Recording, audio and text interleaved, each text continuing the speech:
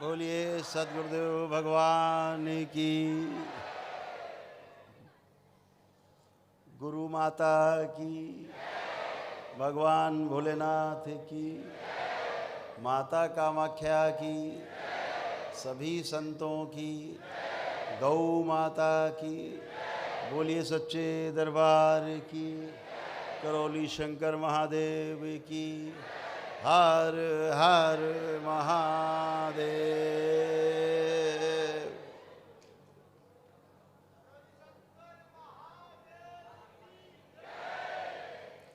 दरबार में आप सभी का बहुत बहुत स्वागत है।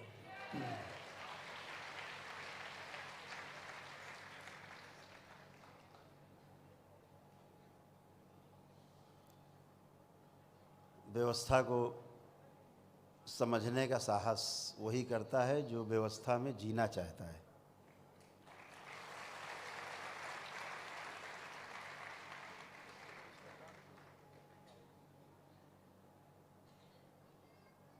और तंत्र शब्द का अर्थ ही है व्यवस्था।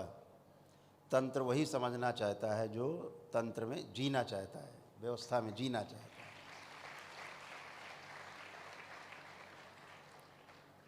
जो अव्यवस्था में जीते हैं और अव्यवस्था में ही मरते हैं, बेहोशी में जीते हैं और बेहोशी में मरते हैं, वो टोना टोटका है, वो जादू टोना है, वो झाड़ फूक है, उससे हमें दूर रहना है। ये सबसे बड़ा मूल मंत्र है। हमें व्यवस्था को समझ करके व्यवस्था में जीना है, लोगों को व्यवस्था में लाना है ताकि जीवन सुखी हो, हमारा परिवार सुखी हो, हम स्वयं सुखी हों और पूरा समाज सुखी हो और हमारा देश रोग मुक्त हो और शोक मुक्त हो और ज्ञान युक्त भारत हो।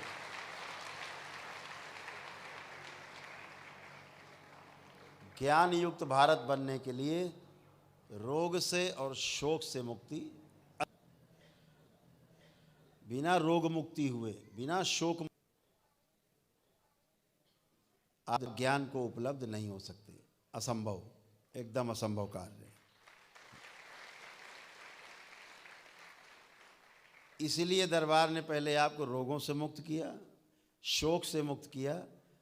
अब ज्ञान युक्त बनाने की तैयारी बाबा कर रहे हैं आप साथ। तो यहाँ तक तो माँ ने छांट के रख दिया, आप सबको पूरा छांट दिया। अब बाबा की बारी है।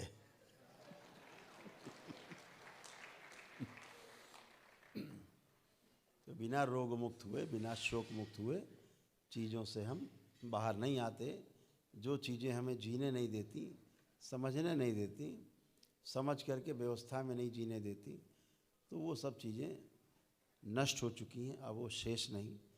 इसलिए अब आप एक पारंगत योद्धा की तरह आप मैदान में हैं और सामने वाले अनाड़ी हैं।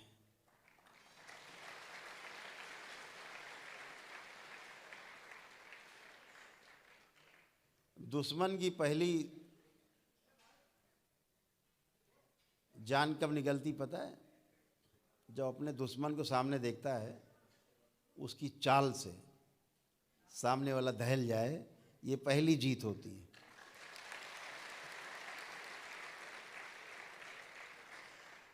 तो आपकी चाल इतनी मतवाली मस्तानी है कि बड़े बड़ों को दहशत पैदा कर दे।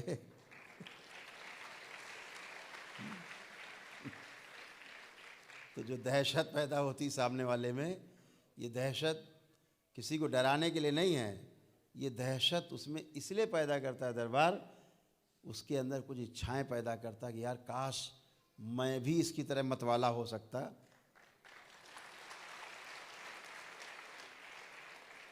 तो फिर वो भी प्रयास करता है, जो भयभीत होता है ना, एक दिन वो भी भय से मुक्त होना चाहता है।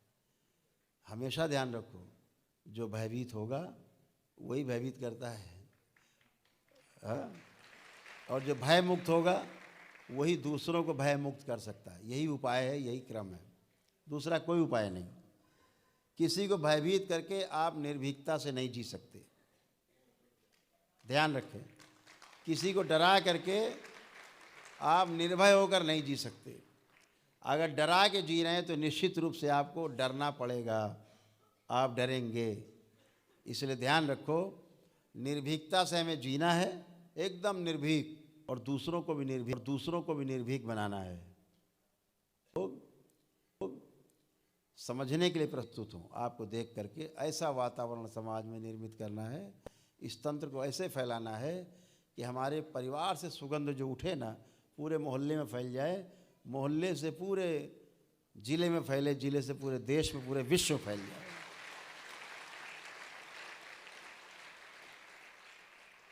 आप देखते हो ना, जब मोहल्ले वाला पड़ोसी कार ले आता है तो अपना मकान हिलने लगता है।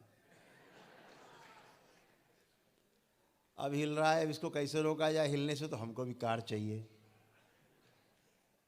लेकिन इससे अच्छी वाली चाहिए ताकि उसका मकान हिलने लगे। तो सब एक दूसरे का मकान हिला रहे हैं। कोई बढ़िया बढ़िया साड़ी, बढ़िया बढ़िया शर्ट, कोट, पैंट पहन के, बढ़िया बढ़िया ऑर्नामेंट, आभूषण पहन के, कोई बढ़िया गाड़ी लेके, कोई बढ़िया मकान बना के, सब एक दूसरे को हिलाए पड़े हैं। और मज़े की बात है, जब आपसे बड़ा मकान बगल में बन जाता तो आप हिलने लगते। तो हिलाओगे तो हिलना भी पड़ेगा, तय है। डराओगे तो डरना पड़ेगा, सूत्र है। भयभीत करोगे तो भयभीत होना पड़ेगा। सुखी करोगे तो सुख मिलेगा ही मिलेगा, अल्टीमेट है ये। दूसरों को भयमुक्त करोगे तो स्वयं पहले भयमुक्त हो जाओगे अपने आप। यही सूत्र है, इसको हमेशा ध्यान रखना है कि हमें सामने वाले को उभय सुख में जीना है हम लोगों को। यानी हमें भी सुख, और परिवार के सामने हमारा जो परिवार का सदस्य है उसको भी सुख, हम में सुख, हमारे मित्र में भी सुख, हमारे परिवार में, दूसरे परिवारों में आप परस्पर में सुख, और उभय सुख, यानी दोनों एक दूसरे को सुखी देख करके सुखी हों, ऐसा वातावरण समाज में निर्मित करना है।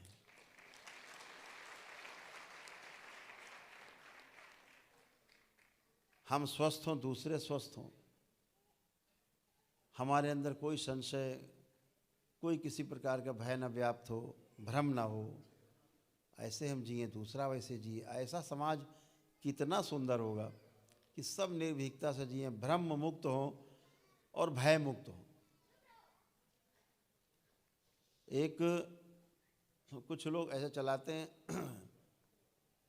क्या भ्रम कुमार कि भ्रम क्या है, भ्रम कुमारी क्या है, भ्रम, आगे नहीं पता हमें। भ्रम से मुक्ति, और भ्रम से मुक्ति अपने घर में रह के हो सकती, जरूरी नहीं कि जंगल में जाएं हम तभी भ्रम से मुक्ति होगी। भ्रम से मुक्ति वहीं होगी, वहीं तो टेस्ट होगा।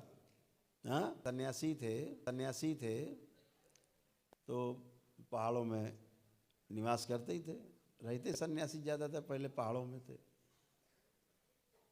अब पहाड़ों में क्यों जाते थे वो बाद में बताएंगे। तो पहाड़ों में थे वो, तो उनके एक शिष्य बने, तो उनको गुस्सा बहुत आता था। तो तब ये दरबार बना नहीं था, नहीं वो यहाँ आते।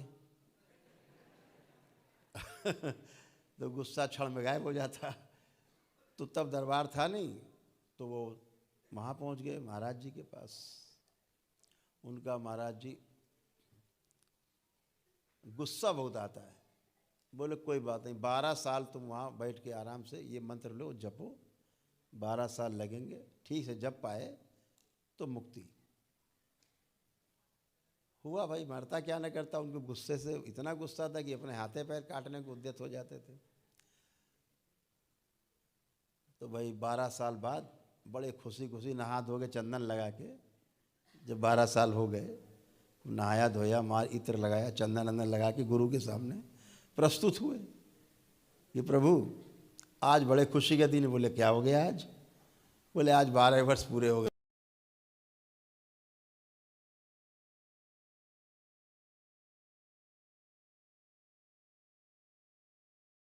12 साल और। बोले मंत्र वही पुराना है, 12 साल। बोले ये कैसी ज्यादती है? बोले गुस्से से मुक्ति चाहिए, हाँ तो 12 साल हो। तो बेचारे 12 साल उन्होंने और लगाए। फिर आए 12 साल बाद फिर अपना नहा धो के चंदन लगा के प्रस्तुत हुए। गुरुदेव 12 वर्ष व्यतीत हो गए। बोले अच्छा गिने? हाँ पूरे हो गए। बोले अभी नहीं, 12 साल और। बोले हम तो मर ही जाएंगे गुस्से के चक्कर में। बोले अच्छा ठीक है, कुंभ का मेला लगा है, पहले वहाँ हम लोग चलते हैं, लौट के आएंगे तो इस पर चर्चा करेंगे, कुछ विचार करेंगे, शायद कुछ घटाएं बढ़ाएंगे इसको। तो भाई कुंभ का मेला था, तो गुरु चेले सब सन्यासी साथी निकल पड़े। भाई सभी लोग जाते हैं पहाड़ों कंदराओं से निकल के कुंभ के मेले में। सब साधु सन्यासी एक दूसरे से मिलते हैं, मिलन होता है, सब गुरु शिष्य परंपरा है। तो तमाम परंपराएं मिलती हैं आपस में, उनके प्रमुख मिलते हैं आपस में। तो भाई पहुँचे। अब वो तो कुंभ का मेला ठहरा, वहाँ तो खोपड़ी के अलावा को दिखाई नहीं देता। तो महाराज जी चल रहे, तब तक किसी का पैर जो है, उनके पैरों में, नंगे पैर बेचारे सन्यासी, किसी गृहस्थ का पैर बेचारे उनके पर, उनका तेरी ऐसी ऐसी। महाराज जी ने कहा देखो भाई अब फिर 12 साल। गुस्सा आया उनको, ध्यान है, अरे हाँ ये तो गुस्सा आ गया। तो बोले अब तो 12 साल और, अब तो चोर रंगे हाथ पकड़ गया। तो फिर बेचारे 12 साल गए। तो कहने का अर्थ ये है कि आपकी टेस्टिंग कहाँ होगी? समाज में, अपने परिवार में। आपका पुरुषार्थ कहाँ पे तय होगा? समाज में, आपके परिवार में। यही तो तय होगा कि जंगल में तय होगा पुरुषार्थ। हम बड़े पुरुषार्थी हैं, 20 को मार देते हैं अकेले। वहाँ है ही नहीं एक आदमी, 20 कहाँ मार दोगे तुम? यहाँ 20 इकट्ठा के 200 इकट्ठा आओ मैदान में, तो यहाँ तुम्हारी टेस्टिंग होगी। तो सबसे बड़ी टेस्टिंग का जो स्थान है, वो स्थान है हमारा अपना परिवार, हमारा समाज, जहाँ प्रति क्षण, प्रत्येक क्षण, हर क्षण अपनी टेस्टिंग होती है। हर क्षण टेस्टिंग है। टेस्टिंग में पास होते जाते हैं, अपने आप अपने नंबर देते जाते हैं। हाँ भाई हम तो पास हो गए। जैसे हम पूछते हैं बार बार, अब गुस्सा तो नहीं आ रहा? आपको नहीं। कोई विचार तो नहीं आ रहा गंदा? कहते नहीं। तो टेस्टिंग होती ना यहीं।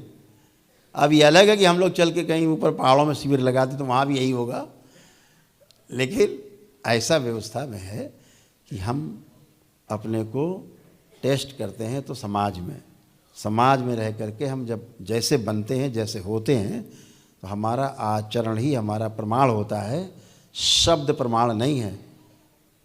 जो तमाम जगह बताया गया शब्द प्रमाण है, शब्द प्रमाण बिल्कुल नहीं है। हमारा आचरण ही हमारा प्रमाण होता है। हमारा आचरण कब, गुरु का आचरण कब शिष्य में चला जाता है, ये शिष्य भी नहीं जान पाता। माता पिता का आचरण बच्चों में कब चला जाता है, माता पिता भी नहीं जान पाते, बच्चे भी नहीं जान पाते। लेकिन जो माता पिता कर रहे हैं सीधा चला जाता, समझाना नहीं पड़ता। जो समझाया जाता है वो आता ही नहीं आचरण में। क्यों? जो समझा रहे हैं वो खुद ही नहीं कर रहे हैं, और दूसरों को समझा रहे हैं। खुद खा रहे हैं शक्कर, आपको गुड़ खाने से मना कर रहे हैं, तो वो नहीं बनता। शब्द प्रमाण नहीं है, आचरण ही प्रमाण है, और आचरण ही आप में स्थानांतरित होता है। अगर कुछ स्थानांतरित होने वाली वस्तु का नाम है तो उसका नाम है आचरण। और आचरण आएगा आपके अनुभव से, उतरेगा आप में अनुभव होगा, अनुभव से प्रमाण बनेगा, और प्रमाण से परंपराएं बनती हैं आगे चल के। चाहे परिवार की परंपरा हो, चाहे वो गुरुओं की परंपराएं हो, बनती प्रमाण से ही हैं कि हमारे माता पिता ऐसे जिए तो हम भी ऐसा जी सकते हैं। ऐसा हमारे माता पिता बिना मांस मदिरा के जिए तो हम भी बिना मांस मदिरा खाए पिए जी सकते आया है। तो तमाम चीज़ें आपके अनुभव में, अपने आचरण में अपने आप आ जाती। किसी को कहना नहीं पड़ता कि आपको अनुभव करना है। जैसे आपके अनुभव में आ गया कि हमें गलत सलत पूजा पाठ नहीं करनी, आ गया नहीं आ गया? सबके अनुभव में आ गया। तो अनुभव में आ गया तो आपके आचरण में आ गया है। अब इसके लिए कोई प्रवचन कितना करे आपको, भैया ठीक है तुम पूजा कर लो, हमें माफ़ कर दो, है ना? तो ये आपके आचरण में आ गया, क्योंकि आपने अनुभव किया है। अनुभव किया तो आचरण में तो परंपरा बन गई है। बच्चे भी वही करेंगे जो आप कर रहे हैं, वो भी नहीं करेंगे गलत सलत पूजा पाठ। तो यही व्यवस्था है। व्यवस्था को समझ लेने से भारी सुख है, और अगर व्यवस्था समझ करके व्यवस्था में जिया जाए तो निरंतर सुख है, कंटिन्यू हैप्पीनेस है, एकदम कंटिन्यूटी बनी रहती, लगातार सुख बोलते हैं उसको। उस सुख को बोलते हैं संतोष प्रद सुख, निरंतर सुख को।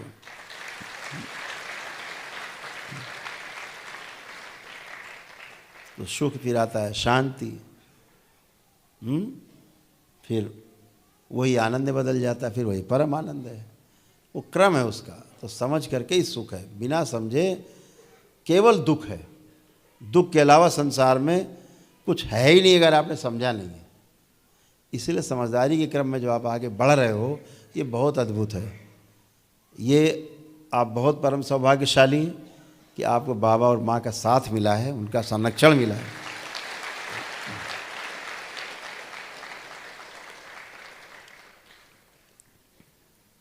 ये संरक्षण सबको नहीं मिलता। आपके कुछ अच्छे कर्म, आपने कुछ अच्छी भागीदारी की है पिछले जन्मों में, इस जन्म में, उस भागीदारी से जो भाग्य निर्मित हुआ है, उस भाग्य के फलस्वरूप आपको माँ और पिता के रूप में परम पूजनीय बाबा जी और गुरु माता मिले, जो इसमें जन्म में साथ हैं, यानी अभी भी और हमेशा भी।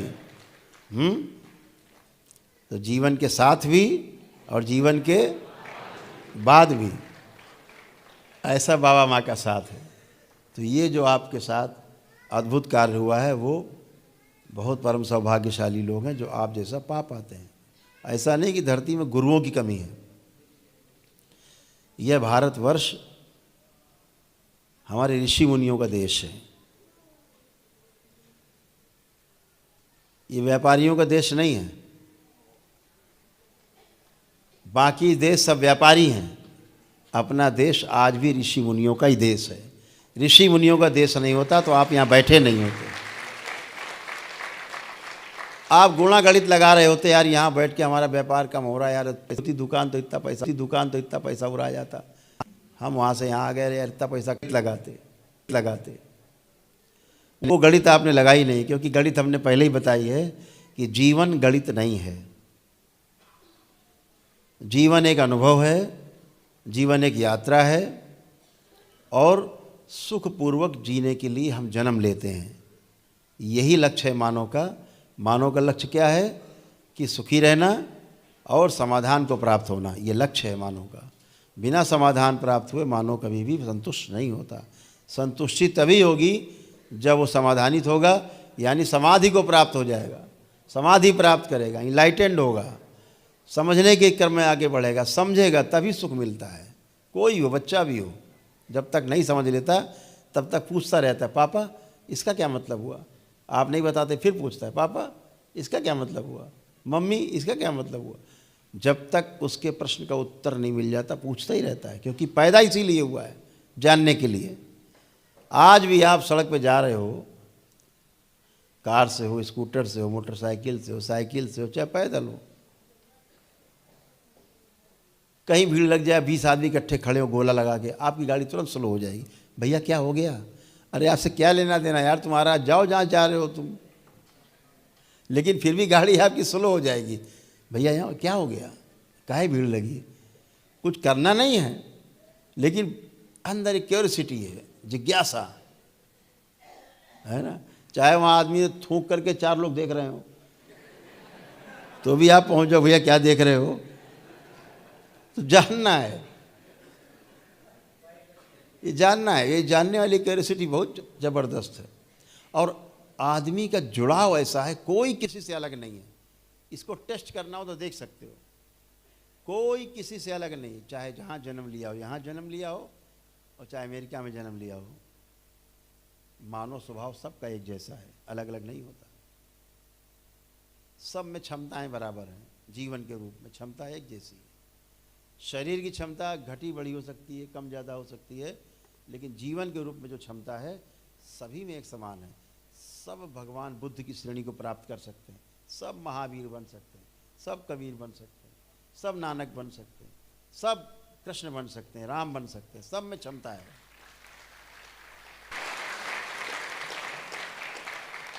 उन्होंने अपनी क्षमताओं को बढ़ाया, अपने प्रयास किया, उन्होंने प्राप्त कर लिया। भगवान कहलाए, गुरु कहलाए, पथ प्रदर्शक कहलाए। आप भी कर सकते हो। आपने क्या किया, फैक्ट्री लगाई एक, अब दूसरी कैसे बननी है, चलो दूसरी बन गई, अब तीसरी कैसे बनेगी, तीसरी बन गई।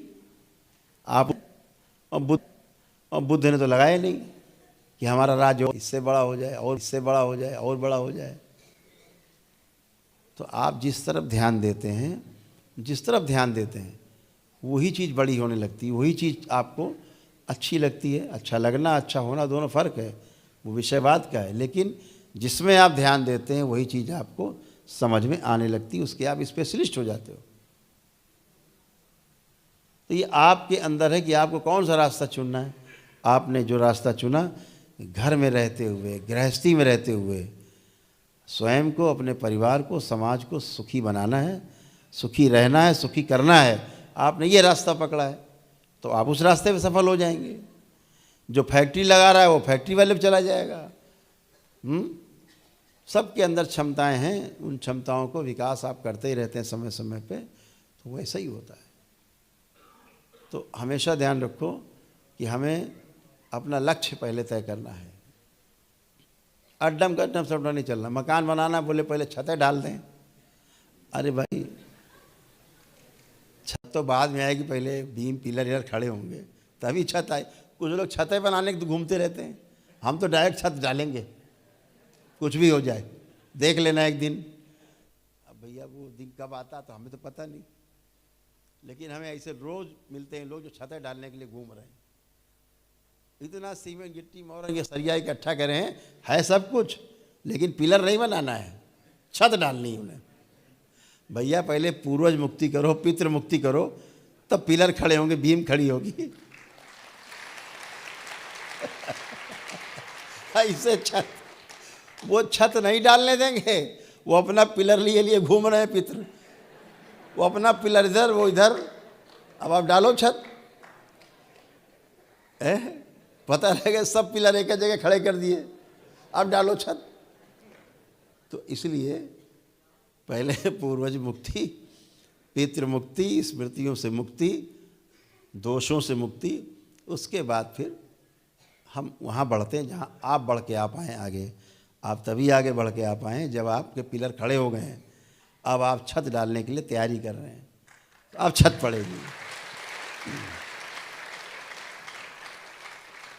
तो हर चीज़ क्रम से है, बिना क्रम से चलना थोड़ा मुश्किल काम है।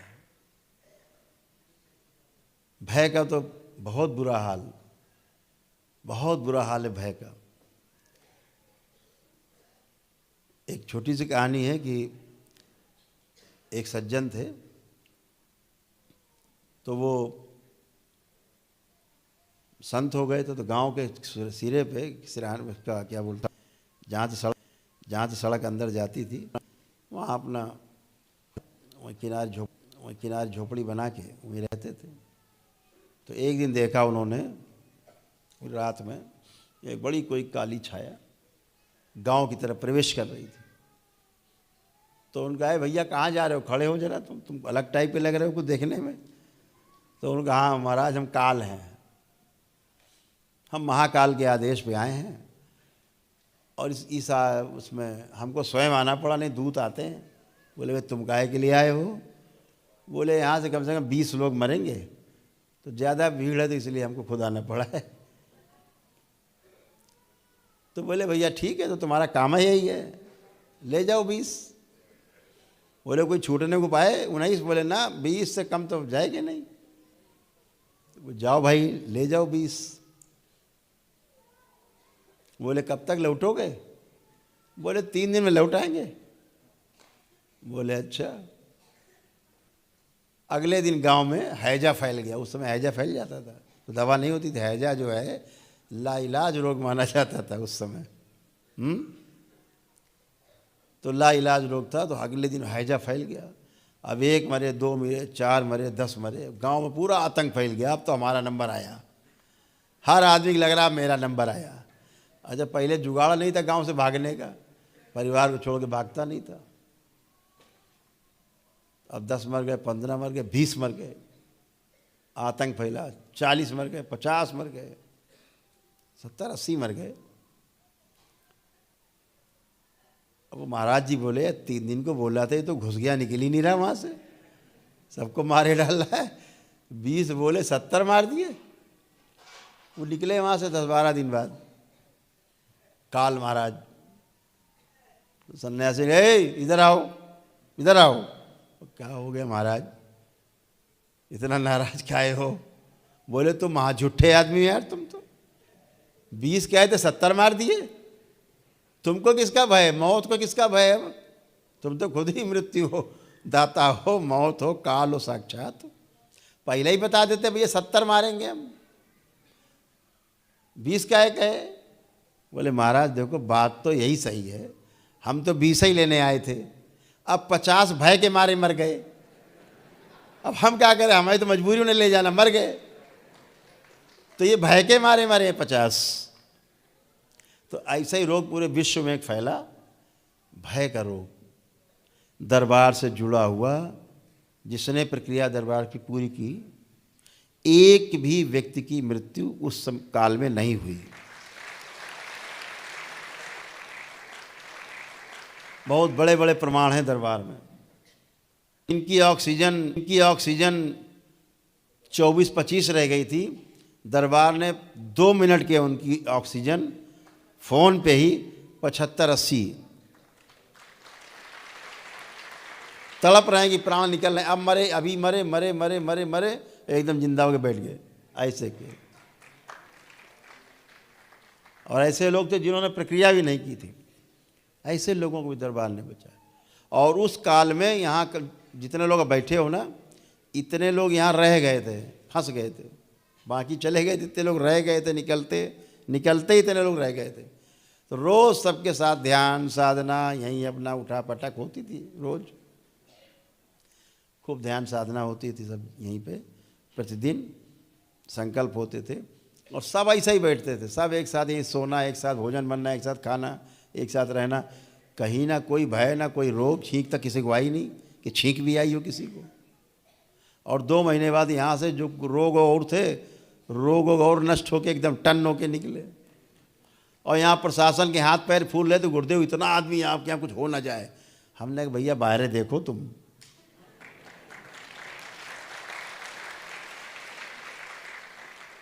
ये दरबार तो भय और भ्रम से मुक्त है, इसलिए यहाँ भ्रम और भय नहीं चले, उसकी नहीं चलेगी। यहाँ वहाँ 20 जाने 20 ही जाएंगे, 70 नहीं जा सकते। जुगाड़ नहीं, ऐसा कोई जुगाड़ नहीं, प्रकृति के विरुद्ध कुछ नहीं होगा। तो ये सब भ्रम से और भय से मुक्त मानो, अर्थात भक्त है। तो जो निर्भय हो गया है वही भक्त है। आप निर्भय हैं, तमाम आगे बढ़ सकते हैं, आगे बढ़ने का रास्ता आपके पास है। तो महाराज की तरह वही हाल है। और दूसरा एक होता है गेस्टाल्ट। अंग्रेजी में एक शब्द, बहुत प्यारा शब्द है, जिसको सुनते हैं कभी कभी लोगों के मुख से, गेस्टाल्ट। हमने पूछा भैया गेस्टाल्ट क्या है? तो दृष्टि, आपका दृष्टि, देखने का आपका नज़रिया। तो जैसा आपका नज़रिया होता है, दृश्य वैसा ही दिखता है। सूरज उग रहा हो, किसी को डूबता हुआ दिखाई दे सकता है। अचानक सो के उठा वो दिखाया जाए, पूछो डूब रहा कि उग रहा है, कंफ्यूज हो जाएगा। उगता हुआ सूरज डूबता हुआ दिख सकता है, डूबता हुआ सूरज उगता हुआ भी दिख सकता है। यही भ्रम है। तो एक ही जैसा लगता है ना। सोता हुआ आदमी लगता है ध्यान कर रहा है, ध्यान करता हुआ आदमी सोता हुआ लग सकता है। तो ये आप जो है, जो हम बात करते हैं कि भाई बहुत बड़ा काम है ये, भ्रम से मुक्ति, भय से मुक्ति भी नहीं, भय से मुक्ति भी नहीं है। इसलिए भ्रम से मुक्ति आवश्यक। तो उस पर एक छोटी सी कथा कि एक सज्जन थे, वो ट्रांसफ़र हुए, उनकी नौकरी में उनका ट्रांसफ़र हुआ, स्थानांतरण हुआ। तो जहाँ पहुँचे तो वहाँ गांव के बाहर एक सन्यासी कुटी थी, तो उसके पास वो पहुँचे। वहीं बगल में वही कुआं था, वही सन्यासी रहे होंगे। तो पूछा महाराज ये गांव कैसा है, हम तो बसना चाहते हैं। बोले काहे? बोले अब हमें वहाँ छोड़ना पड़ा, ट्रांसफ़र हो गया हमारा, बगल में नौकरी मिली है, यहाँ रहना है हमको ज़िंदगी भर। तो सोच रहे हैं कोई अच्छा गांव हो, अच्छा सा गांव हो जहाँ हम रहें और जीवन सुखमय हो। तो सन्यासी ने पूछा अच्छा ये बताओ जहाँ तुम अभी तक रहते थे वो कैसा गांव था? बोले वो तो बहुत निकम्मा गांव था, नालायक, जीने नहीं देते थे, दिन रात उंगली किए रहते थे। अच्छा, क्या पाए तो सब लूट ले जाएं, ऐसा गांव था? दुष्ट लोग थे, बहुत दुष्ट थे, बहुत पीड़ा दी। अरे बोले बस किसी तरह बच के निकल आए, बहुत अच्छा हुआ जो ट्रांसफ़र हो गया, नहीं तो फंसे रहते वहाँ, इसी बहाने निकल आए। बोले बहुत अच्छा किया तुम निकल आए। तो अच्छा महाराज बताओ गांव कैसा है, यहाँ अगर इस गांव में बस जाएं? बोले ये गांव उससे बड़ा निकम्मा है, यहाँ तो बिल्कुल न रुकना, नहीं भारी संकट है। मतलब कहा यहाँ कितने निकम्मे तुमको यहीं मार के गिरा देंगे। बोले अच्छा, बड़ा अच्छा बताए महाराज। बोले जो लिए हो ना सब लूट भी लेंगे, ये गांव बहुत अच्छा नहीं है। बोले अच्छा महाराज ठीक है, अच्छा बताया आपने। उनका भैया प्यास लगी, जरा कुआं में पानी निकाल के पी ले। पानी नहीं पी के बैठे, तब तक एक सज्जन हो रहा है वही सन्यासी के पास। पूछा बाबा एक आपसे सलाह लेनी। बोले पूछो बेटा। बोले हमारा भी स्थानांतरण हो गया है। फिर देखा रहे तो साथ ही बैठा हमारा, साथ है स्थानांतरण हुआ। तो कहा हमारा भी स्थानांतरण हो गया है, हम सोच रहे हैं कोई अच्छा गांव मिले तो हम वहाँ रहें। तो अच्छा अभी तक रहते थे, कहाँ रहते थे? बोले वो फला गांव में रहते थे। कैसा गांव था? तो रोने लग गया, कहला हमारे तो भाग्य फूट गए। कहे गांव छोड़ना पड़ा, इतना प्यारा हमारा गांव, इतने अच्छे लोग, एक दूसरे का सहयोग करना, एक दूसरे के लिए काम करना, एक दूसरे के लिए जीना मरना, भूखा कोई सो नहीं सकता। सब गांव बच्चे ऐसे घूमते जैसे यही नहीं बता सकते कौन किसका बच्चा है। इतना प्रेम आपस में, कोई लड़ाई झगड़ा नहीं, बड़ी शांति। बोले प्रभु हमको वो छोड़ करके बड़ा जो है कष्ट हो रहा है। बोले अच्छा कोई बात, तुम बताओ असली बात बताओ। बोले हम रहना चाहते, ये गांव कैसा है? बोले बेटा इससे अच्छा तो कोई गांव ही नहीं है, ये गांव बहुत सुंदर है। तो क्या सुंदर है? बोले तुम्हारे गांव से सुंदर है। तुम यहाँ पहुँचो, तुम्हारा इतना स्वागत होगा, फूल माला से लाद देंगे तुमको भी गांव वाले। तुम्हारा घर बनाओगे तो सब पूरा गांव मिल के बनाएगा। ये इतना बढ़िया गाँव। वो जो पहले वाला था वो फिर प्यासा हो गया तो बाल्टी से पानी कुएं से निकाल रहा था। उसने सुना इसको क्या बता रहे हैं, उसने सुना, उसने बाल्टी फेंकी कुएं में, लौट क्या क्या है सुनो, तुम हमारे दुश्मनों से मिले हुए हो क्या? सन्यासी ने कहा नहीं प्रभु हम किसी से नहीं मिले। कहले तुम पक्का हमारे गांव के दुश्मनों से मिले हो, तुम यहाँ भी हमें नहीं बसने दे रहे हैं। इसको कह रहे बड़ा अच्छा गांव, हमसे कहा कि नालायक गांव, दुष्ट है, और इसको उपदेश दे रहे हो यहीं रहो।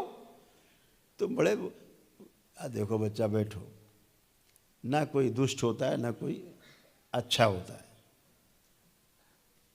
सारा कुछ आपकी स्मृतियों के आसपास घूमता है। जैसे आप होते हो वैसे लोग आपके चारों ओर इकट्ठे हो जाते हैं। जैसे आपकी मानसिकता होती वैसे ही लोग आपके पास, वैसे ही वातावरण बनता है। ये आपके ऊपर है, ये आपके ऊपर है कि आप कैसे हो। तो आप जैसे हो समाज उसका आईना होता है, आपको समाज वैसे ही दिखता है। तो जब आप दरबार से जुड़ते हो तो आपका जो नज़रिया है ना एकदम बदल जाता है, पलट जाता है। इसी को बोलते हैं गेस्टाल्ट जो है बदल गया। तो अव्यवस्था में जीते थे उसका भी अनुभव अपने पास है, अब व्यवस्था में जी करके उसका सुख जो प्राप्त हो रहा है उसका भी अनुभव आपके पास है। ये अनुभव आप कर रहे हैं और निश्चित जानिए एक दिन ऐसा आएगा कि ये अनुभव आप आगे बढ़ करके दूसरों को भी करा पाएंगे।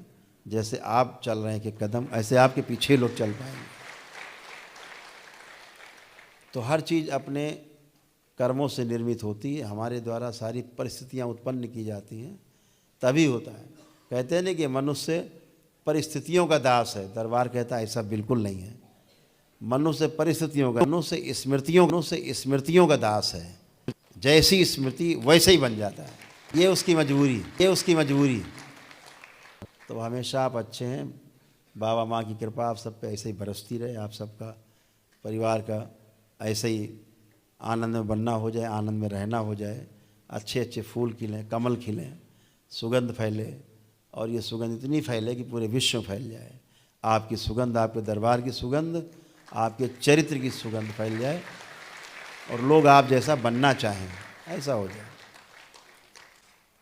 जाप संख्या समझनी है कि जो तंत्र लेवल फर्स्ट में आए हैं, लेवल फर्स्ट में प्रथम चरण में आज दीक्षा प्राप्त की, उनके मंत्र की जप संख्या जो है वो 2.5 लाख है। जो तंत्र दीक्षा के द्वितीय लेवल में है, दूसरे चरण में प्रवेश की, उनकी मंत्र संख्या 6 लाख है। ऐसे ही तृतीय चरण में भी थर्ड लेवल में 6 लाख है। तंत्र के चौथे चरण में जो जप संख्या है वो 2.5 लाख है, कम है, कम होती गई, पारंगत हो गए ना तो कम हो गई।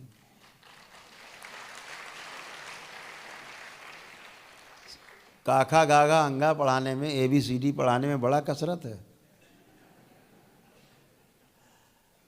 और किसी को BA में कराना हो तो बड़ा सरल है, मास्टर साहब बता के चले जाते हैं, ये कर लेना, ऐसे कर लेना, वैसे कर लेना, हरी जाओ। और ABCD वाला बोलो, A से एप्पल, अब बताओ A से एप्पल होता है कहीं? होता है? कहाँ से कबूतर, बच्चा कन्फ्यूज, ये कहाँ से कबूतर कैसे बनता है? अब कबूतर तो देखा नहीं, कहाँ से कबूतर पढ़ा दिया। अब और संकट, वो कहता हम स्कूल नहीं जाएंगे, सब फर्जी पढ़ाते हैं वहाँ।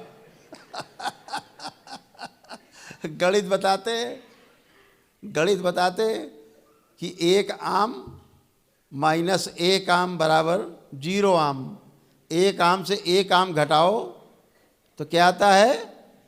0 आम। और बच्चा दोनों आम लेके पिताजी के पास पहुंच जाता है, कहता पापा ये 1 आम और ये 1 आम दोनों घटा के 0 करो। अब पापा कन्फ्यूज। तो जो असलियत है वो जरा अलग है, गणित जरा अलग है। गणित में माना की, यहाँ मान से चलता ही नहीं, माना की खतरे में पड़े, माना कि इसमें देवी जी हैं मूर्ति में, लगे पूजने, पता लगे चढ़ बैठी देवी जी।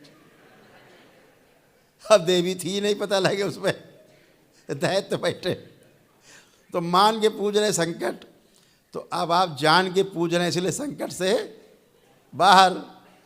तो ऐसे ही बच्चा कंफ्यूज रहता है जब का से कबूतर पढ़ाया जाता है, कहते का से कैसे कबूतर, पहले कबूतर तो लाओ, पहले देखे होता कैसे है।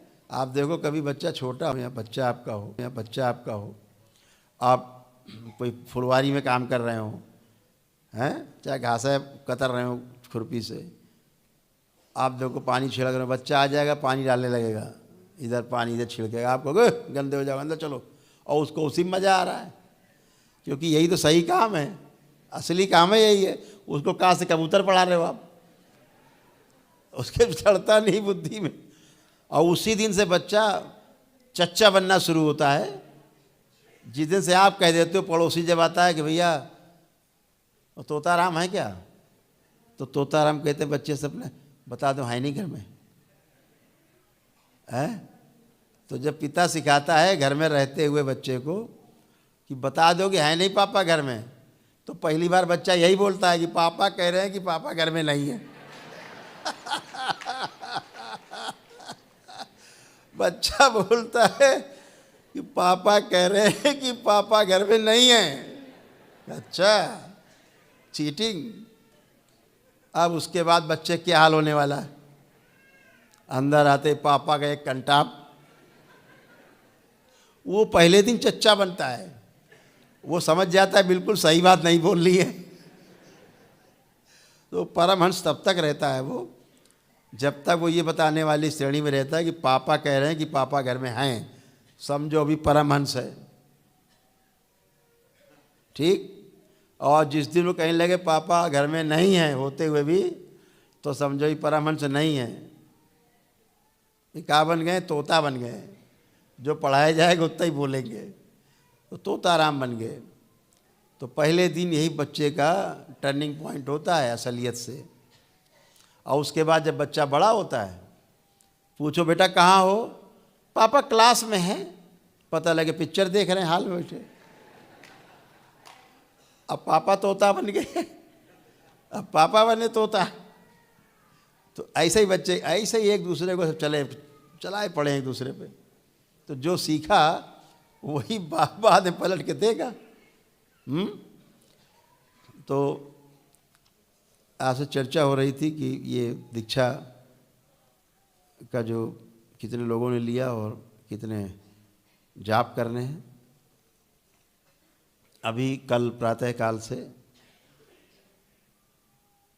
जो दंडवत यात्रा होने जा रही है कानपुर के सरसैया घाट से और आपके यहाँ धाम तक, करौली शंकर महादेव धाम तक एक दंडवत यात्रा होने जा रही है। तो उसका नियम ये है कि एक दिन पहले, मान लो कि 27 तो लोग यहाँ 25-26 से आना शुरू हो गए। तो अब वो क्या करेंगे? कोई तिथि मान लो 2 दिन पहले आ जाते हैं, 2 दिन पहले आ जाते हैं। अब तो सब जवान एकदम आ चुके हैं, मैदान में डटे हुए हैं, एकदम पूरा खचाखच भरे हुए हैं। अभी हमको सूचना मिली कि 2000 से ऊपर संख्या दंडवत यात्रियों की हो गई है।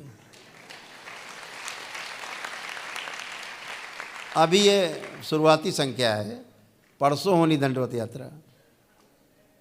ये 5000 भी हो सकते हैं। हाँ, तो कल यहाँ से वो पहले पद यात्रा शुरू करेंगे सरसैया घाट तक की। नियम ये है कि 27 को दंडवत यात्रा वहाँ से शुरू होगी। उसके लिए एक दिन पहले, तो इस बार चूँकि 27 को दंडवत यात्रा होनी है तय है, तो 26 को यहाँ से वो कल 10 बजे के आसपास यहाँ से पद यात्रा शुरू करेंगे। पद यात्रा करके 5 घंटे में सरसैया घाट गंगा किनारे पहुँचेंगे, जहाँ वो रात्रि विश्राम करेंगे, गंगा आरती में शामिल होंगे, आनंद करेंगे, भजन करेंगे और रात्रि विश्राम करेंगे भोजन आदि करके। और 27 तारीख को हम स्वयं वहाँ रहेंगे गंगा तट पे। तो वहाँ रुद्राभिषेक करके और हवन करके, और उसके बाद जितने दंडवत यात्री रहेंगे सबको भगवा झंडी दिखा के, लोग लाल हरी जलाते हैं ना, आपने भगवा झंडी लाएंगे, वही है अपने पास। तो भगवा झंडा दिखला के दंडवत यात्रियों को वहाँ से बाबा माँ के संरक्षण में विदा करेंगे, जो कम से कम 4 दिन दंडवत यात्रा करते हुए 5वें दिन करौली शंकर महादेव धाम में पहुँचेगी।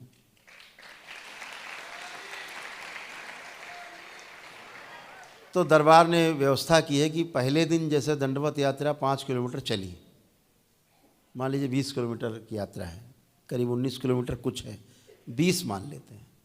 सरसैया घाट कानपुर से करौली शंकर महादेव धाम, ग्राम करौली लगभग 19.5 किलोमीटर है। आप 20 मान के समझ के चलें कि 20 है लगभग। तो मान लीजिए 5 किलोमीटर वहाँ से चले, तो 5 किलोमीटर के बाद जहाँ यात्रा का समापन होगा संधिकाल में, संध्या में, वहाँ से सब बसें खड़ी रहेंगी दंडवत यात्रियों के लिए। 10-12 बसें रहेंगी जिनमें सब एक साथ बैठेंगे और दरबार लाए जाएंगे। रात्रि विश्राम भोजन किया, वो रात्रि विश्राम किया और प्रातःकाल सबको स्नान करके और उसी जगह पर बसें छोड़ेंगी जहाँ दंडवत यात्रा रात में समाप्त हुई। तो अगले दिन दंडवत यात्रा वहीं से शुरू। नहीं पता लगे अगर सड़कें पे लेट गया तो सब जाम हो जाएगा। तो प्रशासन कहेगा लो भैया ये क्या करा दिया। तो हम चाहते हैं अव्यवस्था न रहे, और अगल बगल गेस्ट हाउस में क्या व्यवस्था करनी, सीधे दरबार यहाँ में इतनी बड़ी व्यवस्था है, यहाँ इतनी बड़ी व्यवस्था है कि चाहे 50,000 आ जाओ कोई दिक्कत नहीं है।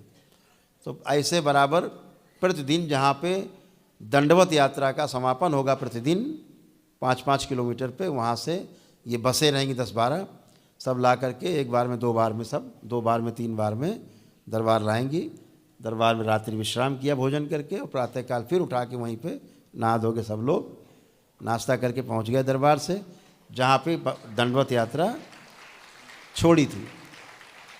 इसलिए ऐसा किया है ताकि किसी को थोड़ा कष्ट ना हो।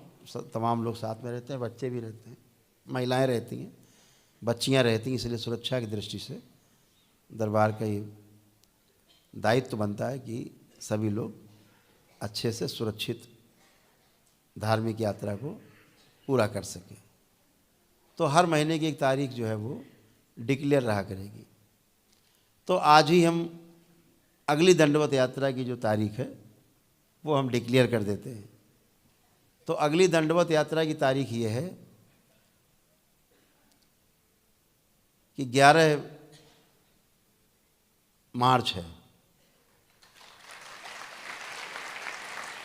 11 मार्च दिन सोमवार को वहाँ से दंडवत शुरू होगी। तो उसके लिए क्या करना पड़ेगा, 10 तारीख को यहाँ से मतलब पदयात्रा शुरू होगी। आश्रम से पदयात्रा शुरू होगी। कहाँ के लिए? सरसैया घाट, गंगा घाट कानपुर के लिए।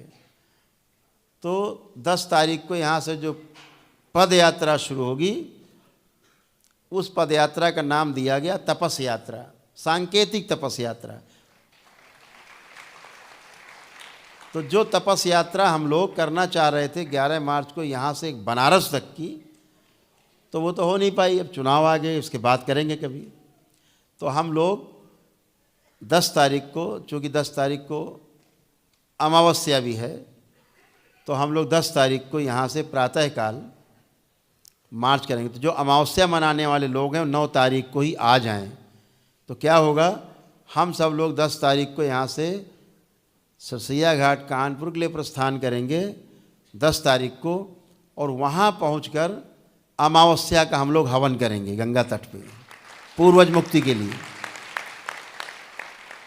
और 10 तारीख की जो पद यात्रा है, तपस यात्रा है, उस तपस यात्रा में, पद यात्रा में हम स्वयं आप सबका नेतृत्व करेंगे, हम स्वयं रहेंगे जो उस में शामिल होगा। तो 10 तारीख को यहाँ से शुरू होगी, जो सरसैया घाट पे समाप्त होगी, और वहीं पर पहुँच करके लगभग 2 बजे के आसपास पहुँचेंगे हम लोग। तो पूर्वज मुक्ति का जो दिव्य हवन होता है, वो पूर्वज मुक्ति का हवन वहीं सरसैया घाट पे गंगा किनारे होगा। इस बार पूर्वजों की मुक्ति गंगा किनारे होगी।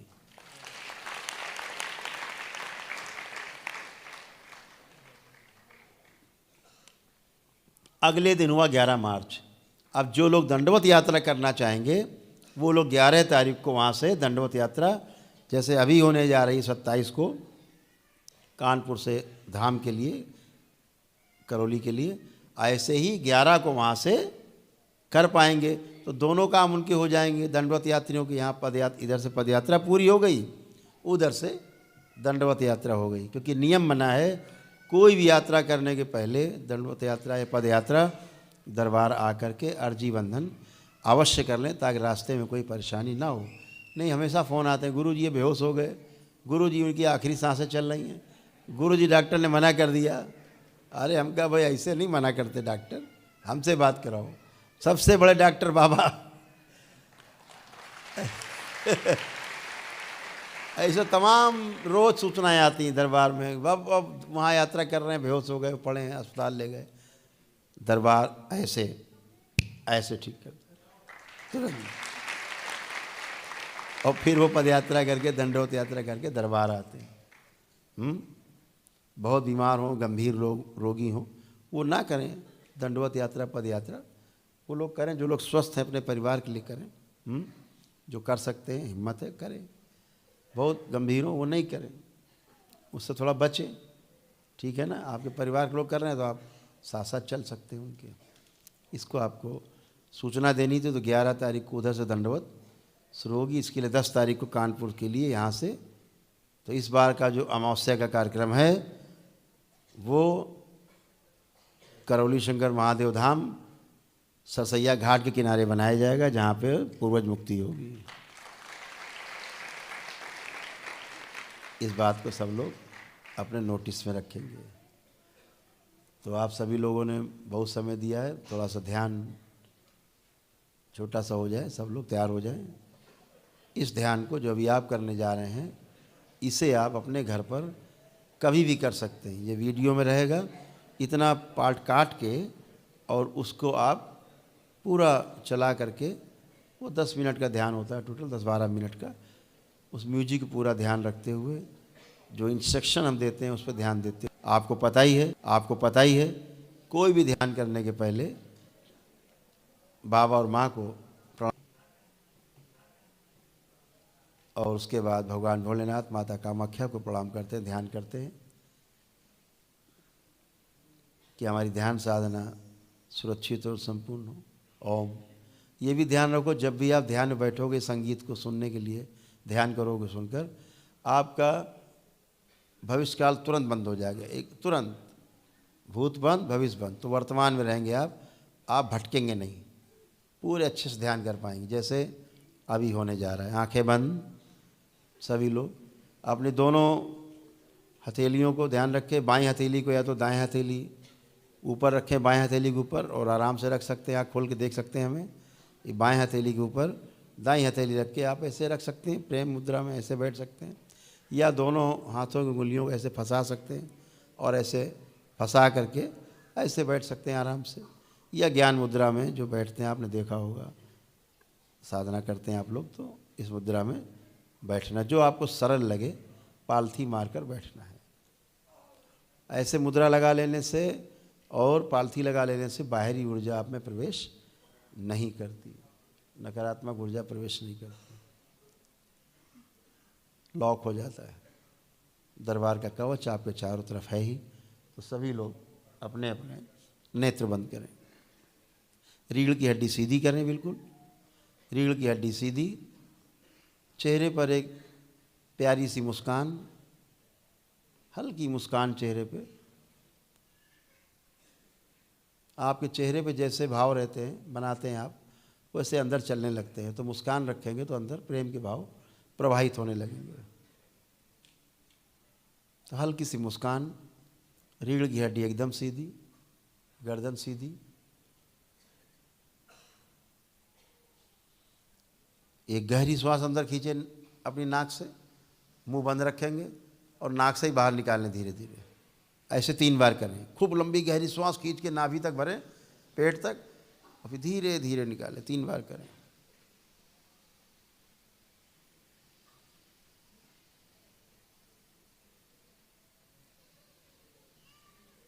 ओम।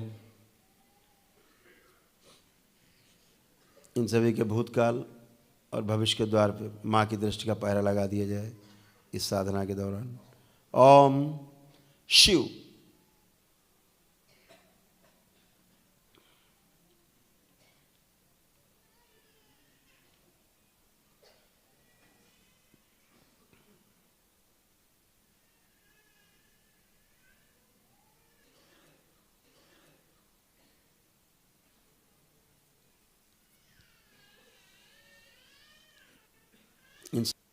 इन सभी की कुंडलिनियाँ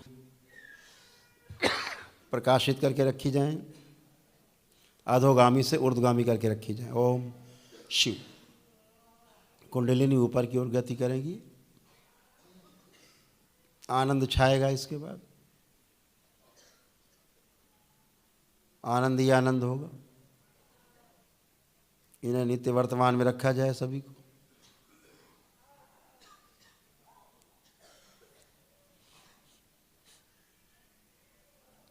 शिव नित्य वर्तमान में रखा जाए। जब ये साधना करें घर में, इनका भूत भविष्य के द्वार बंद हो जाए और वर्तमान में ही रहें, ताकि साधना ध्यान से पूर्वक कर सके। ओम। द्वार खोल दिए जाए, गणेश द्वार खोल दिए जाए, ब्रह्म ग्रंथि, विष्णु ग्रंथि खोल दी जाए, महेश ग्रंथि बंद करके रखी जाए। इस ब्रह्मांड से बाहर जाने की अनुमति किसी को नहीं, ध्यान रखें।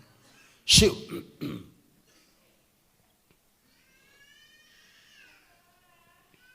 सभी लोग अपने अपने नाभि पर ध्यान दें। धीरे धीरे नाभि से ऊपर उठते हुए अपने छाती पर, चेस्ट पर धीरे धीरे यात्रा करते हुए अंदर ही अंदर देखते हुए आए।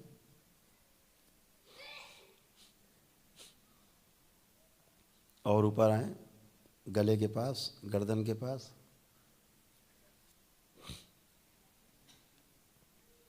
अपने मुंह के पास, नाक पर ध्यान आपका है। धीरे धीरे आपके दोनों भवों के बीच में, मस्तक के बीचों बीच अपना ध्यान केंद्रित करें। ओम। इनमें जो बहुत सौभाग्यशाली हैं, आज वो ब्रह्मांड की यात्रा करेंगे। जो बहुत परम सौभाग्यशाली, जिनके अंदर अटूट आस्था, विश्वास, श्रद्धा है, जिनको पूरा समर्पण है दरबार के प्रति, बाबा माँ के प्रति, वो आज बहुत ही अलौकिक अनुभव करने वाले हैं। ओम।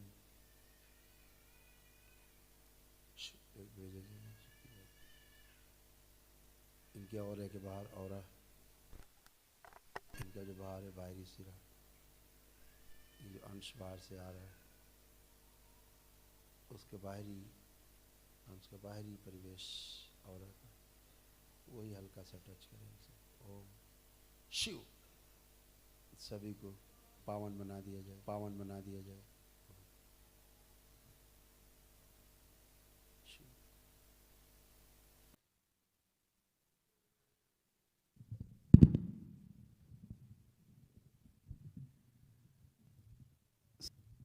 सभी लोग अपना ध्यान अपने आज्ञा चक्र पे, मस्तक के बीचों बीच स्थिर रखेंगे। ओम। ओम। जो लोग यहाँ उपस्थित नहीं हैं, ऊपर से नीचे उतारे जाएं। ओम। शिव। अपने अपने शरीरों में लाए जाएं वापस यात्रा से। शिव। जो कहीं रुक गए हैं, फंस गए, वो भी लाए जाएं। शिव। सब वापस अपने अपने शरीरों में। शिव।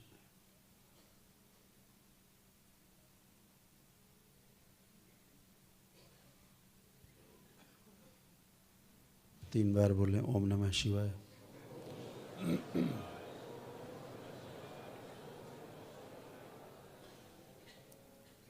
दोनों हथेलियां आसमान की ओर ऊपर। एक लंबी गहरी श्वास अंदर खींचें, भगवान भोलेनाथ को ध्यान करें और ओम की ध्वनि का लंबा उच्चारण करें।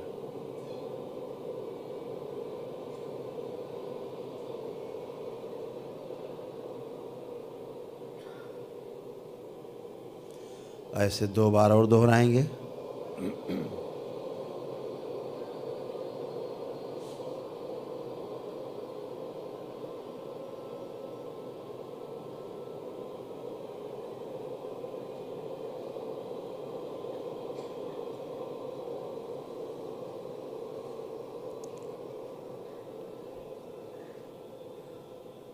तीन बार ओम नमः शिवाय का उच्चारण करें।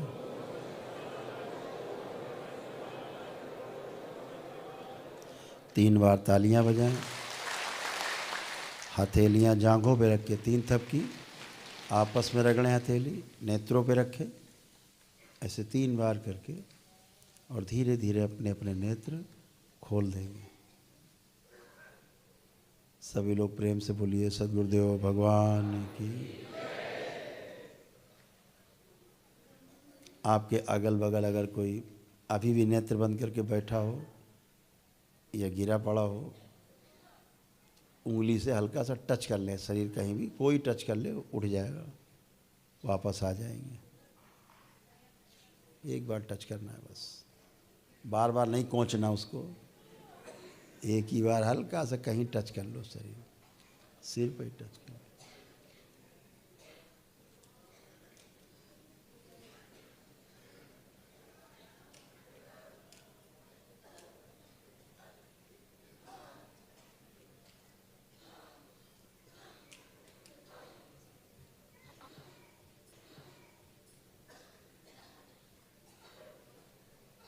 शुद्धि।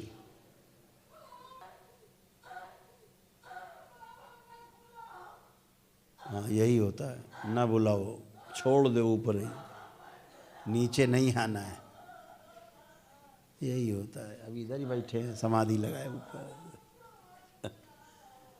सब ऊपर से नीचे लाया जाए, फंसे हुए लोग, ओम शिव, पूरा नीचे लाया जाए, पूरी तरह नीचे लाया जाए, ओम शिव। ब्रह्मांड से बाहर जाने की किसी को इजाज़त नहीं, अनुमति नहीं। सब लोग नीचे लाए जाएं शरीर में। कलयुग का जो प्रभाव हटाया गया पूर्वत कर दिया जाए, ओम शिव। बैलेंस, शुद्धि।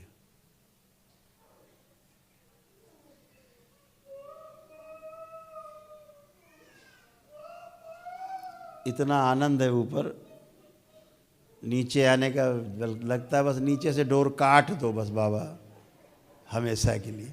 अरे भैया घर परिवार भी देखना है भाई, बाबा कहते हैं घर परिवार भी देखना है,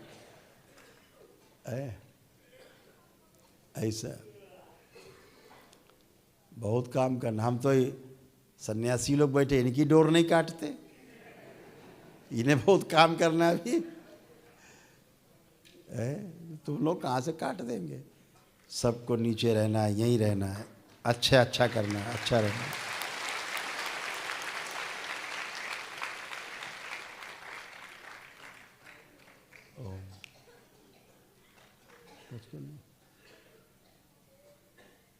लौटा है हरिहर। अब सभी लोग आ गए, बहुत बहुत धन्यवाद आपके वापस लौटने पर।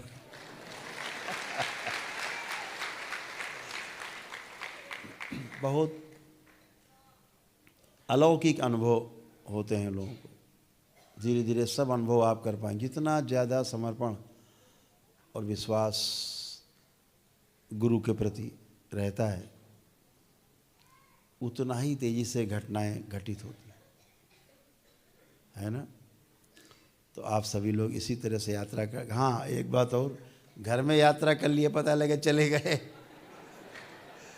लौट ही नहीं रहे, तो घर में बता देना कि भैया हम साधना कर रहे हैं, अगर निकल जाएं तो छू लेना, केवल आके छूते ही वापस आ जाएंगे, है ना। ये जुगाड़ बना हुआ है सबके लिए, सबके लिए। नहीं पता लगे एम्बुलेंस से लादे चले, गुरु जी देखो कहाँ चले गए। तो गरीब आपने छुआ कि वापस आए हैं। अद्भुत है। इस नरक में कोई रहना नहीं चाहता है, इसीलिए 84 लाख योनियों के जन्म मरण के बंधन के साथ साथ इस मनुष्य योनि से भी मुक्ति चाहता है जीवन, कि इसमें भी नहीं आना पड़े। बड़ी झंझट है भाई, बहुत बड़ी झंझट है। पापा बता देंगे, बता दो है नहीं घर में, तो बड़ा संकट है, हैं? इसलिए वो संकट दूर करने के लिए हर आदमी प्रयास करता है, हर जीव प्रयास करता है।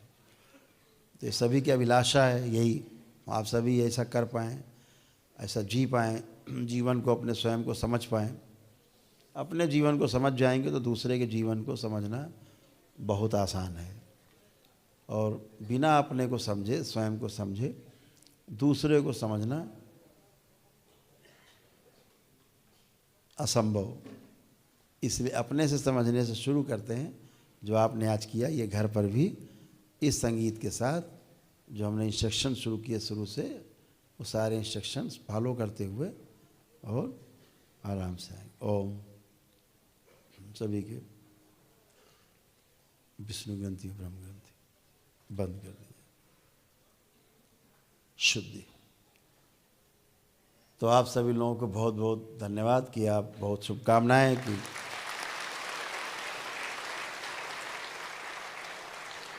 एक एक चरण बढ़ रहे हैं, एक एक कदम बढ़ रहे हैं। और ये भी ध्यान रखा करो, एक चीज़ बहुत आपको समझाने लायक है। हमसे बच्चे अक्सर कहते हैं, जो आपकी मीडिया टीम है, कि गुरु जी आप कहते नहीं किसी से कि वो ये सब्सक्राइब करो, ये करो, वो करो, कहीं बोलते नहीं, मुँह से ही नहीं निकलता सब्सक्राइब करो, निकलते ही नहीं। लेकिन आप लोग अपने चैनल को अपने मित्रों में, अपने परिवार के लोगों में, सब में इसको बोला करो कि इसको सब्सक्राइब करो, देखो क्या हो रहा है। अगर कुछ गलत है तो हमें बताओ, सही है तो समझो। तो जिसने एक बार वीडियो देखा, वीडियो देखना शुरू किया, वापे का हो जाएगा। जहाँ उसने वीडियो खोला पता लगा कि महाराज बंधे सब, घुटने के नीचे अंगूठे बंध गए देखते ही, है ना। इतना कर दिया करो, जरा वीडियो देखो जरा इसमें क्या है, भेज दिया वीडियो। वीडियो देखेगी गए काम से, बंधे अंगूठे भाई लोग।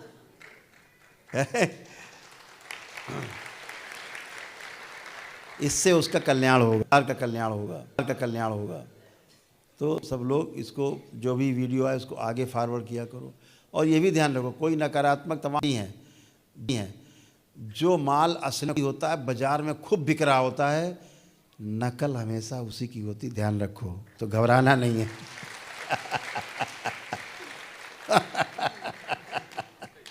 जो माल बहुत बिकता है बाजार में उसी की नकल होती है। तो इससे घबराना नहीं, समझ लेना अरे ठीक है बेचारा काम चला रहा है, रोजी रोटी चला रहा है, चिंता नहीं करना है।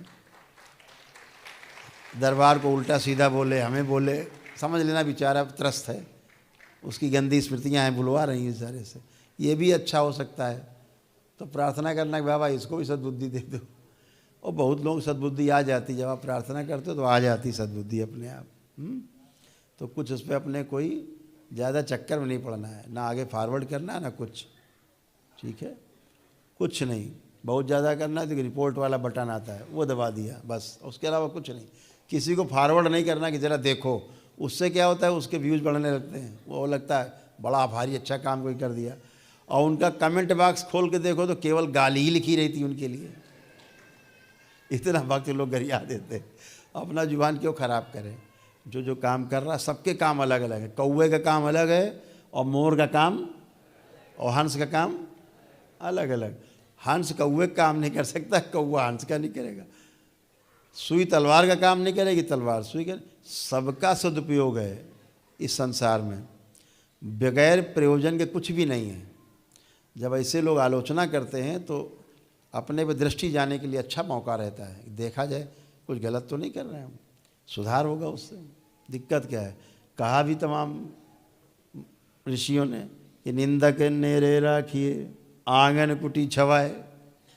कहा है जो निंदा करने वाला उसको पालो पोसो, भैया तुम यहीं रहो, जरा हमारी कमी हो तो बताना, पीछे से देखते रहना, ज़रूर देखते रहना पीछे से।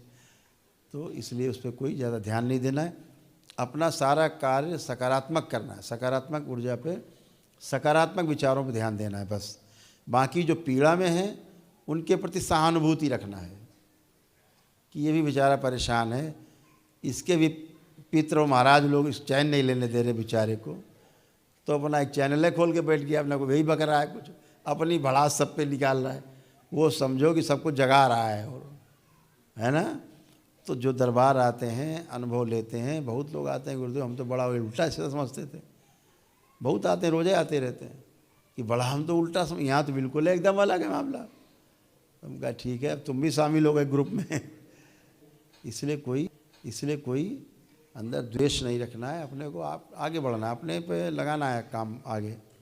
अपने को कोई चैनल बनाना हो, चैनल अपने बना करके अपने जो वीडियोज़ हैं अपनी बातें डालो कि हम दरबार से जुड़े और यही हमने प्राप्त किया, हमें ऐसे से अनुभव हुए। सारे अपने अच्छे अच्छे अनुभव जो हों आपके शेयर कर सकते हो, करिए एक दूसरे में, उसमें क्या जाता है। तो बहुत अच्छी बात है, इससे तो यश बढ़ता है। जो जितने ज़्यादा लोगों को वीडियोज बढ़ाता है, आगे प्रेरित करता है दरबार के लिए, महिमा सुनाता है, उसके पुण्य बढ़ते ही जाते हैं, उसकी आस्था विश्वास श्रद्धा और मजबूत होती जाती है। जब कोई कहता नहीं मेरा दरबार ऐसा है, मेरे बाबा ऐसे, मेरी माँ ऐसी है, ऐसे बोलता है तो उसका हृदय और मजबूत हो जाता है। इतना बोलते ही तो सामने वाला और कमज़ोर हो जाता है ना। तो ये सब करना है। आप सब बहुत बहुत धन्यवाद। जो लोग इसमें से कुछ लोग हैं जो दंडवत यात्रा में जा रहे हैं, हमें पता है सवेरे की तैयारी है, तो सब लोग नहा धो के व्यवस्थित होकर के जो लोग पास समय हो तो प्रातःकाल जो प्रतिदिन आप देखते हैं जब से दरबार है तब से यहाँ प्रतिदिन रुद्राभिषेक प्रातःकाल ब्रह्म मुहूर्त में होता है, सभी लोग शामिल होते हैं और आप लोग भी शामिल हो सकते हैं। ठीक है, तो बहुत बहुत धन्यवाद आपको सभी को। बाबा माँ की ओर से, भगवान भोलेनाथ, माता कामाख्या की ओर से बहुत प्रेम, बहुत आशीर्वाद। आप सभी स्वस्थ रहें, मस्त रहें, सुखी रहें। बोलिए सद्गुरुदेव भगवान की, गुरु माता की, भगवान भोलेनाथ की, माता कामाख्या की, सभी संतों की, गौ माता की, बोलिए सच्चे दरबार की, बोले शंकर महादेव की, हर हर महादेव। जय जय राधा रमण हरि बोल, जय जय राधा रमण हरि बोल, जय जय राधा रमण हरि बोल, जय जय राधा रमण हरि बोल, हरि बोल हरि बोल हरि बोल, जय जय राधा रमण हरि बोल, हरि बोल हरि बोल हरि बोल, जय जय राधा रमन हरि बोल, जय जय राधा